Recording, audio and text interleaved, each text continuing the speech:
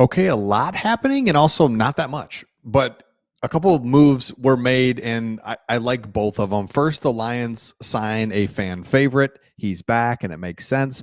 But they also lose a starter, and we'll get into that right now. So, first thing is the Lions agree to terms with Dan Skipper, and really like this. And we all love Dan Skipper.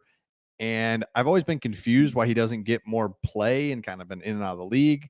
But he's not like a true tackle.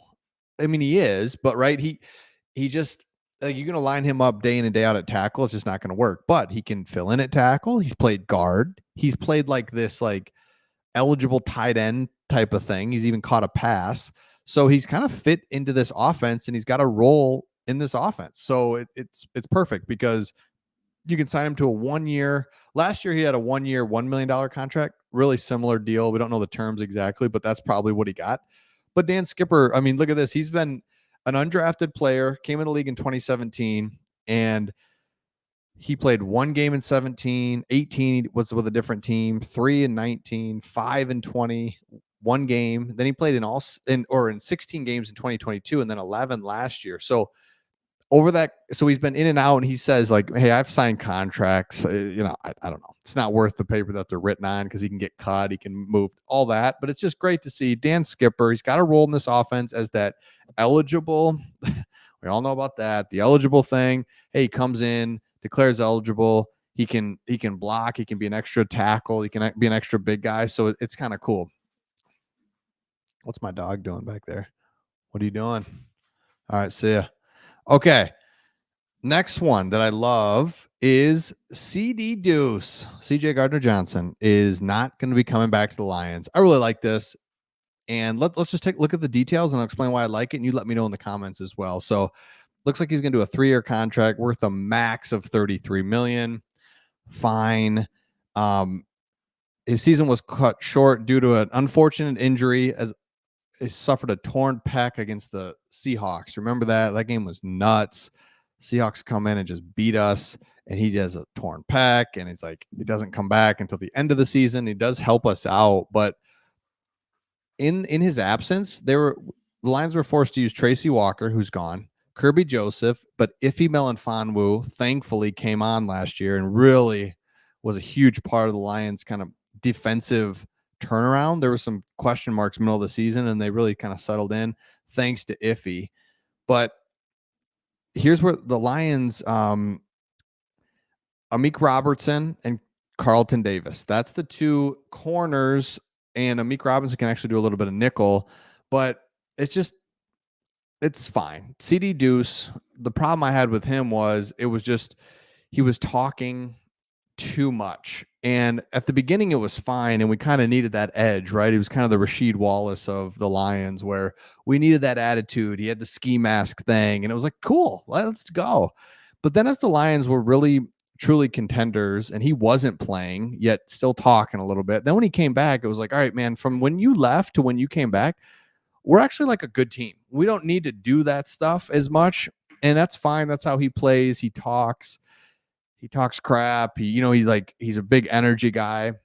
That's fine, but it's just we don't need that anymore on the team. We're a good team, and we can just straight up play and be good professionals. And again, I'm fine with like the trash talk and stuff like that, but I'm saying his play didn't match that as much, and so it's like it's fine. See it, man. That's why we did a 1-year deal. That's why Brad Holmes, what a genius. Like he never locks himself into a bad deal. He just will not do it. CJ Gardner-Johnson was like, let's go, like give him a 5-year deal, $100 million. No, it's a 1-year deal, man. And it just showed like it's fine. You're not going to be the guy that we want. So see ya. And so the big story of the day is that the Lions got Amik Robertson, starter for the Raiders, Carlton Davis, starter for the Bucs. So we got 2 starting corners that we didn't have last year. That's the story. So the Lions get so they got Cam Sutton, and then we added 2 starting corners. Then you've got Emmanuel Mosley, who we'll see, but I mean he's going to come back. So there's 4 starting corners. You're going to draft one. So now there's our 5 corners instead of Vildor and what's his name? Jerry Jacobs. It's an improvement. There's no question about it. So the Lions can just kind of rest on that. All right, secondaries has improved. You cannot debate that. We've got starters from other teams now on our team. Vildor and Jerry Jacobs, see ya. Tracy Walker, see ya. So secondaries improved. Linebackers, are going to get better. When you look at the linebackers, I mean, what's his name? Jack Campbell. He's going to be better. Derek Barnes, it finally looks like he's got it. He's figuring it out. Anzalone just keeps playing at a high level. Ever since he's kind of gotten here, he's like just got better than these last years. He just kind of plateaued, but at a good spot. So Malcolm Rodriguez is playing like a little bit of fullback, linebacker, special teams, like good stuff there. So the defense will be markedly better with a better secondary and better corners, just straight up better corners. So Cam Sutton, I think too, if he's not following around the best wide receiver on the other team the entire game, every game, that'll be so much better. Look, he might be our best corner, and that's a little scary. Maybe not, but at the end of the day, he's not following around game after game. Justin Jefferson, it's like CeeDee Lamb. It was like, dude, this guy.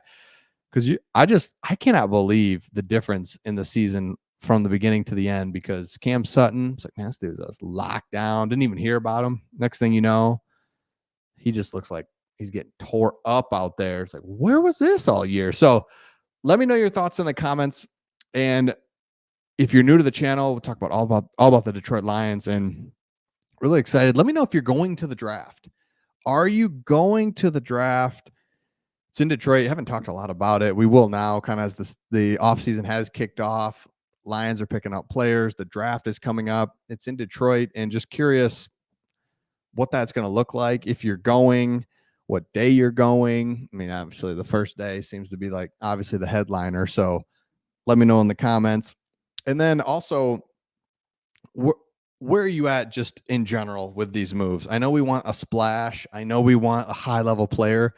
If you look at free agency, there was about 3 high-level franchise-changing players.